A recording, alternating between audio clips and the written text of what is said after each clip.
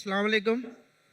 मैं अपना नाम तो नहीं बता सकता, मगर एक चीज़ आपसे कह रहा हूँ कि हिंदूज़ में एक कॉन्सेप्ट है त्रिकालदर्शी। तो बोला जाता है कि कुछ ऋषि मुनीस जो थे वो त्रिकालदर्शी थे, पर एक्चुअली पहले ये कॉन्सेप्ट अल्लाह ताला के लिए था, भगवान ईश्वर परमेश्वर के लिए था कि त्रिकालदर्शी सिर्फ अल्लाह है। मगर मुझे ये महसूस होता है कि भाई साहब, आप मुसलमान है कि गैर मुस्लिम है? गैर मुस्लिम। हिंदू है आप? हाँ। जी हाँ, बोलिए भाई।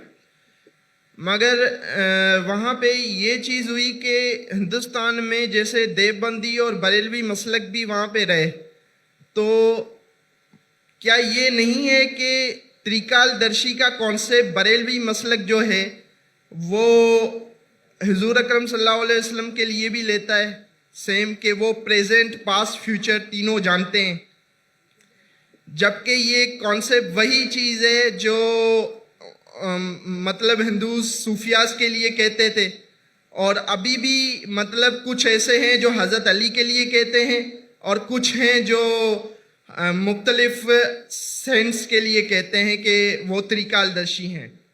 भाई साहब, ये तलीकारदर्शी जो आप कह रहे हैं, कौन से हिंदू किताब में इसका जिक्र है? वेद में है?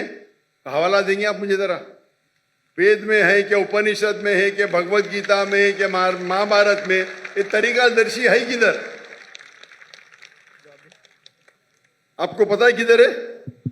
नहीं, तो मैं ये जानता हूँ। भाई साहब, हाँ। अगर कुछ आप, मैं हिंदुइज्म का स्टूडेंट हूं, मैं हिंदुइज्म पढ़ चुका हूं। जो वेद में लिखा है उसे कहते हैं अवतार। ये तरीकादर्शी लेके आप बोलते बरेलवी बोलते, किधर से आप लेके आ रहे? वो बरेलवी आप किधर से, ये कौन सी किताब में लेके आए? हिंदू की कौन सी किताब में लिखा है ये? क्या आप अपने जहन से बोल रहे? मैं अपने जहन से बोल रहा हूँ। तो मुझे आपके जहन से लेना देना है नहीं। मुझे यहाँ हिंदुइज्म के बारे में आप किताब का हवाला दो। नहीं, मतलब सुनिए मेरी बात। अगर आप बोलते हो हिंदुइज्म मत बोलो, मैं जहन से बोल रहा हूँ। आप जब हिंदुइज्म का हवाला देते हैं तो मुझे सबूत चाहिए। अगर मैं इस्लाम के बारे में कहूंगा तो मैं सबूत पेश करूंगा। कुरान का हवाला सूरा नंबर ये, आयत नंबर ये। हदीस पेश करूंगा तो कहूंगा कौन सी हदीस में। आप अपने दिमाग से बात कर रहे हो सकता है कोई, सुनिए मेरी, हो सकता है कोई हिंदू किताब में आपने पढ़ा होगा जिसकी वैल्यू नहीं होगी। मेरे लिए हिंदू किताब में सबसे ऊंची किताब है वेद। क्या वेद में लिखा है? वेद में नहीं लिखा। उपनिषद में लिखा है? नहीं लिखा। तो क्यों फिर आप कह रहे हिंदू? पर मैं ये कहना चाह रहा हूँ कि ये जो कॉन्सेप्ट हम ले रहे हैं, हम नहीं ले, मैं जानता ही नहीं ये कॉन्सेप्ट को। कहां से ले रहे हैं आप? ले रहे हम कहते हैं ना कि हुजूर अकरम सल्लल्लाहु अलैहि वसल्लम प्रेजेंट पास्ट फ्यूचर जानते हैं, और ये आप कहते, मैं नहीं कहता हूं। मोहम्मद सल्लल्लाहु अलैहि वसल्लम दुनिया के सबसे बेहतरीन इंसान है, सबसे बेहतरीन। उन्हें इल्म गैब उतना ही था जितना अल्लाह ताला ने कहा। वो कई पास्ट प्रेजेंट फ्यूचर जानते, लेकिन सारे नहीं।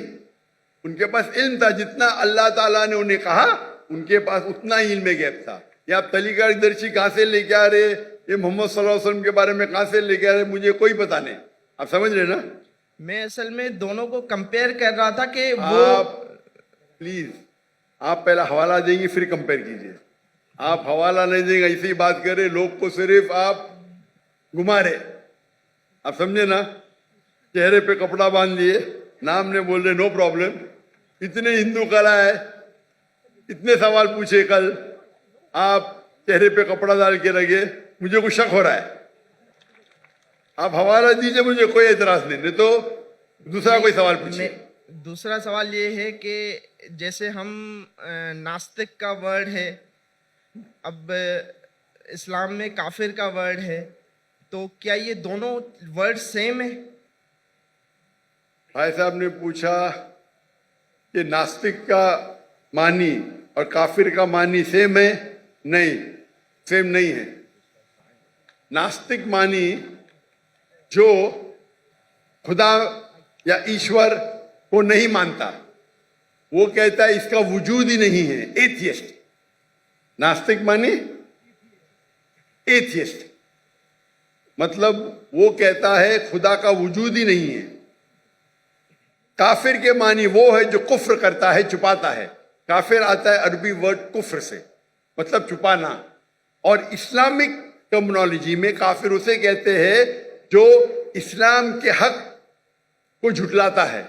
छुपाना या झुटलाना उसे कहते कुफ्र। अगर अल्लाह सुब्हाना व ताला या अल्लाह के अहकाम को नहीं मानता है और झुटला आता है, उसे कहते हैं हम काफिर। तो काफिर नास्तिक हो सकता है, नहीं भी हो सकता है।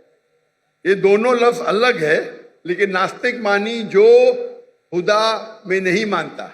काफिर खुदा में मान सकता है, लेकिन गलत खुदा में मान सकता है। उसे कहते हैं इंग्लिश के अंदर, आप जो काफिर कह रहे हैं उसे कहते हैं एथियस्ट। नास्तिक को कहते हैं इंग्लिश में एथियस्ट।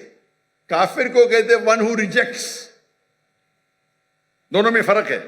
हो सकता है कभी नास्तिक और काफिर एक हो जाए, और नास्तिक काफिर हो सकता है, काफिर नास्तिक हो सकता है। दोनों के मानी अलग है। नास्तिक मतलब जो खुदा के वजूद में नहीं मानता है, काफिर वो जो झुटलाता है। हो सकता है कि इंसान खुदा में मानता है लेकिन सही खुदा में नहीं मानता है, वो भी काफिर हो सकता है। तो काफिर जरूरी नहीं नास्तिक होना, हो भी सकता है, नहीं भी हो सकता है। Hope the answer is the question.